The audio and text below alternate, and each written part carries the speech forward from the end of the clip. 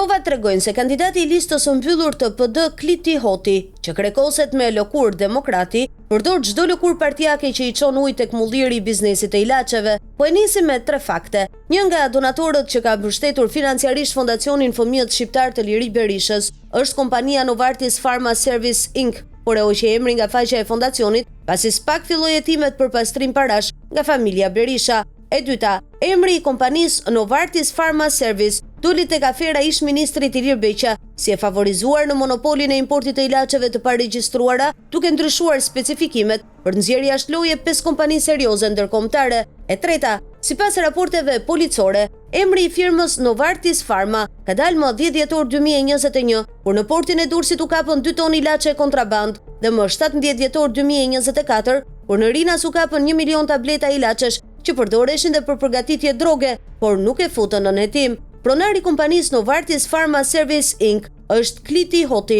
që Sali Berisha e ka futur kandidat për deputet të PD-s në listën e mbyllur të Shkodrës, ndërsa para pazarit me Sali Berishën, ai ishte në pazar me klanin e Edi Ramës për kandidati i PS-s dhe me Tom Doshin për PSD-n. Urojmë që Kliti Hoti të mos jetë personazhi i akuzës publike drejtuar Sali Berishës nga demokrati Xhevdet Amulli, se në listën e mbyllur të PD Shkodër është futur një kandidat që ka paguar nga 700.000 euro, ndërkohë që befasia e listës është vetëm Kliti i ilaçeve. Kompania Novartis Pharma Service Inc. ka pjesë edhe të rrjetit të farmacive ditë-natë, si dhe te kompania Delta Pharma, e lidhur në aksione dhe pazare me Ilir Beqen, dhe prej një viti në hetim nga SPAK për tender fiktiv dhe për pastrim parash e tjetërsi me aksionesh për të fshirur krimet ekonomiko-financiare. Provat dhe shkodranët tregojnë se kandidati i listës së mbyllur të PD, Kliti Hoti, që krekoset me lëkurë demokrati, përdor çdo lëkurë partijake që i çon ujë në mullirin e biznesit të ilaçeve për të fshirur gjurmët. Me rimanga e rrjetit të krimit me ilaçet, kandidati i PD Shkodër Kliti Hoti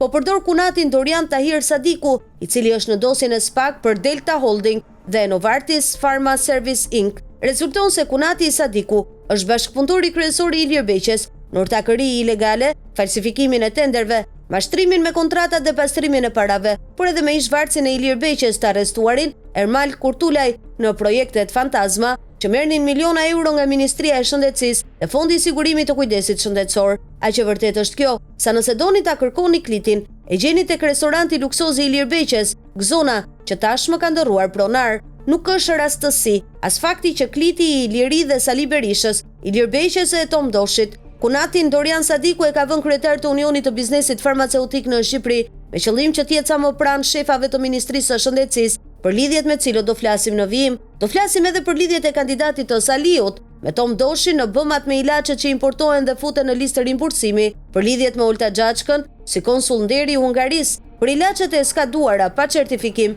me origjinë prodhimi të falsifikuara që sjell nga Maqedonia, Bullgaria, Turqia e India pa regjistrim të Agjencisë së Barnave dhe për pastrimin e parave në maskën e disa shoqatave sportive.